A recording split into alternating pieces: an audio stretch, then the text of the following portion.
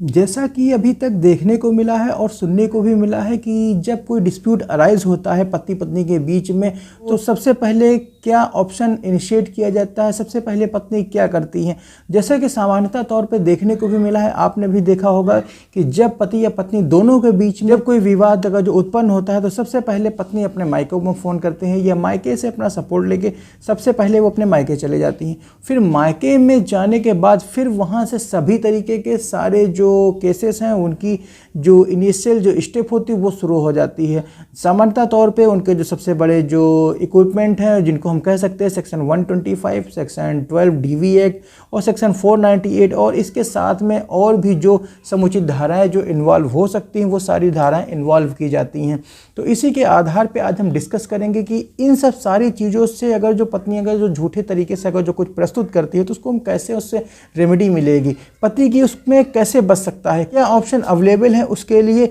इसी बात पे हम आज चर्चा करेंगे। नमस्कार, मैं हूं Brajnandan, advocate and legal consultant. स्वागत है आपका एक बार और आपके अपने इस चैनल पे। वीडियो शुरू करने से पहले एक रिक्वेस्ट हमारी और है, अगर जो आप वीडियो पे फर्स्ट टाइम आए पहली बार देख रहे हैं तो उसको सब्सक्राइब करें, साथ में लाइक करें और दूसरों लोगों तक ऐसी ही जानकारी पहुँचाने के लिए उसको शेयर अवश्य करें जिससे और लोगों को भी इसका फ़ायदा मिल सके।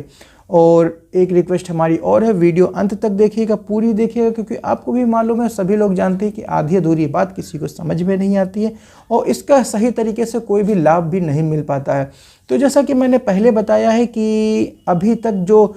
पत्नी के द्वारा जो मुकदमे जो पेश किए जाते हैं, सेक्शन 125 हो या सेक्शन 12 DV एक्ट हो, सेक्शन 498 हो। अच्छा, कमाल की बात ये है कि 498A के साथ में मारपीट यानी कि 323, 504, 506 और यहाँ तक मैंने ये भी देखा हुआ है कि कहीं ना कहीं कोई भी अगर जो इन्वॉल्वमेंट मिलता भी है पति के या उसके रिश्तेदारों को तो 354 और 377 यानी कि अप्राकृतिक रूप से संबंध बनाने के इस तरीके के भी अगर जो एलिगेशन लगाए जाते हैं। क्योंकि अगर जो पत्नी को अगर जिसको जानकारी होती है सही रूप से किसी से अगर उसने कानूनी सलाह ली होती है तो उसके आधार पे 377 की धारा भी इम्पोज कर लेती है, क्योंकि उसको मालूम होता है कि 377 एक ऑग्रेजेबल ऑफेंस है, जिसको ये नॉन बेलेबल ऑफेंस है, जिसको उसको बाहर से उसको जो पति को जमानत नहीं मिल सकती, अल्टीमेटली उसको जमानत के लिए उसको जेल जाना उसका निश्चित है। तो ये अगर जो समुचित जानकारी अगर जो पत्नी को हो जाती है तो इस तरीके से वो जो FIR दर्ज कराती है तो इसमें इस तरीके के जो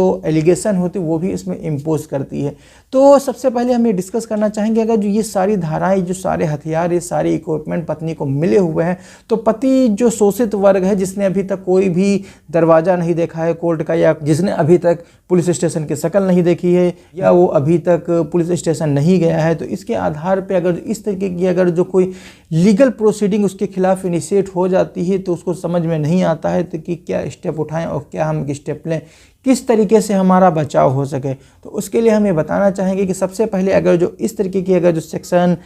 125, सेक्शन 12 DV एक्ट और सेक्शन 498A के साथ में जो किसी की जो और भी जो समुचित धाराएं होती हैं अगर वो इस तरीके की इम्पोज कर दी गई हैं और इस तरीके की अगर जो उसने कहानी बनाई है अपने सभी वादों में, सेक्शन 125 CRPC हो या सेक्शन 12 हो DV एक्ट का, ये 498 IPC का, इसके साथ में और भी जो भी समुचित धाराएं होंगी उसी के आधार पे आपको ये देखना है कि दोनों में कॉन्ट्रडिक्शन क्या है। अगर दोनों में अगर जिसने फेरबदल किया है अपने जो फैक्ट बताया उसमें फेरबदल के, इसका मतलब वो झूठ बोल रही, यानी कि वो उसने सही तरीके से सच्चाई के आधार पे कोई भी वाद प्रस्तुत नहीं किया है। और इसी के साथ में आपको इन फैक्ट के आधार पे एक चीज़ और देखनी होगी, क्योंकि जब कोई व्यक्ति झूठ बोलता है तो और आपको साथ में ये भी देखना होगा कि जब कोई व्यक्ति जब झूठ बोलता है तो उसके झूठ बोलने के जो आधार पे उसमें फैक्ट में चेंजेस आते हैं। यानी कि अगर जो कोई घटना कारित की गई है तो उस घटना कारित करने के उसने अगर जो समय अंकित नहीं किया हुआ है और समय अंकित करने के साथ में अगर उसने दिन अंकित नहीं किया, डेट नहीं डाली है, या उसने समय नहीं अंकित किया है और किस प्लेस पे किया गया ये भी अंकित नहीं किया, तो ये सभी ग्राउंड है आपके लिए और आपके एविडेंस आपके फेवर में, जिसके आधार पे आपके विरुद्ध जो पत्नी के द्वारा जो केसेस फाइल किए गए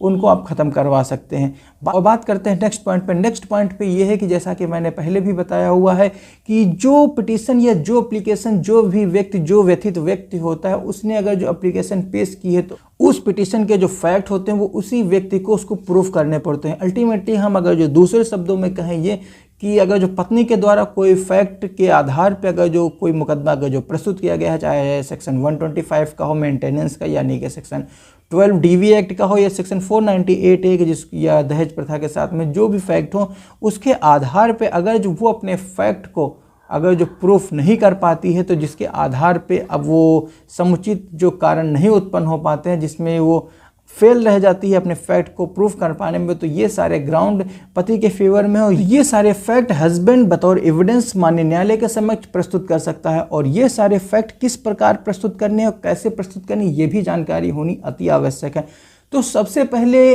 किसी एक भी वाद में जो भी पत्नी के द्वारा जो प्रस्तुत किए गए हैं सेक्शन 125, सेक्शन 12 या सेक्शन 498, किसी भी एक वाद में ये जो सारे मैंने उपरोक्त जो भी तरीके, जो भी एविडेंस, जो भी ग्राउंड हमने बताए हैं, इन सारे ग्राउंड को कलेक्ट करके किसी एक वाद में बतौर डिफेंस आपको पेश करना होगा। अगर जो वो सारे फैक्ट और ये सारे ग्राउंड अगर माननीय न्यायालय को ये कन्विंस कर ले जाते हैं कि जिसके आधार पर पत्नी के द्वारा जो प्रस्तुत किया गया केस जो भी हो, 125 का हो, 12 का या 498A का हो, तो इसके आधार पे अगर जो आपने सारे एविडेंस, सारे ग्राउंड आपने अगर जो पेश किए और उस ग्राउंड और उस एविडेंस के आधार पे माननीय न्यायालय कन्विंस हो जाती है और जिसमें ये डिक्री पारित कर दी जाती है कि पत्नी के द्वारा जो किया गया केस वो बिल्कुल ही तथ्यहीन है, ग्राउंडलेस है, मैलाफाइन इंटेंशन के साथ में उसने प्रस्तुत किया था, जिसके आधार पे जजमेंट आपके फेवर में माननीय न्यायालय पारित कर देगी। अब आपको उस जजमेंट के आधार पे, क्योंकि कोई फैक्ट अगर जो माननीय न्यायालय ने कन्विंस होकर उस पर आदेश पारित कर दिया है, तो वो आदेश के जो कॉपी है उसको आपको दूसरे केस में फाइल करनी चाहिए। और ये साथ में माननीय न्यायालय को ये विश्वास दिलाना चाहिए कि पत्नी के द्वारा झूठा केस प्रस्तुत किया गया था, जिसके आधार पर माननीय न्यायालय ने सच एंड सच जजमेंट पारित किया गया है, और उस जजमेंट की कॉपी आप दूसरे केस में पारित कर देते हैं। तो अल्टीमेटली आपके ऊपर बर्डन कम पड़ेगा कि आपने फैक्ट को प्रूफ करने के लिए, क्योंकि एक फैक्ट को किसी अन्य न्यायालय ने उसको विचारण किया है, उसके उपरांत उसने आदेश पारित किया है, जिसके आधार पे जो दूसरे केस के भी जो मान्य न्यायालय होंगे वो भी उसी आधार पे आदेश पारित कर देगी। इसी प्रकार आप तीसरे केस में जो दोनों केसेस के जो जजमेंट की कॉपी आप तीसरे केस में भी फाइल करें और उसमें साथ में माननीय न्यायालय से ये निवेदन करेंगे कि 2 केसेस पत्नी के द्वारा जो प्रस्तुत किए गए थे वो डिसमिस हो चुके हैं, वो खत्म हो चुके हैं, जिसके आधार पर ये केस भी खत्म किया जाता, क्योंकि झूठे तथ्यों के आधार पर माननीय न्यायालय के समक्ष पत्नी के द्वारा ये इस तरीके के जो केस प्रस्तुत किए गए थे। और आज का वीडियो इतना ही है, यहीं तक ही। मिलते हैं किसी और एक वीडियो में एक नई जानकारी के साथ, एक नए विषय पर चर्चा करने के लिए। और आपने वीडियो अंत तक देख ही लिया है तो इसको सब्सक्राइब करें, साथ में लाइक करें और दूसरों लोगों तक ऐसी ही जानकारी शेयर करें जिससे और लोगों तक इसको लाभ मिल सके। और वीडियो अंत तक देखने के लिए प्रेम पूर्वक धन्यवाद। जय हिंद।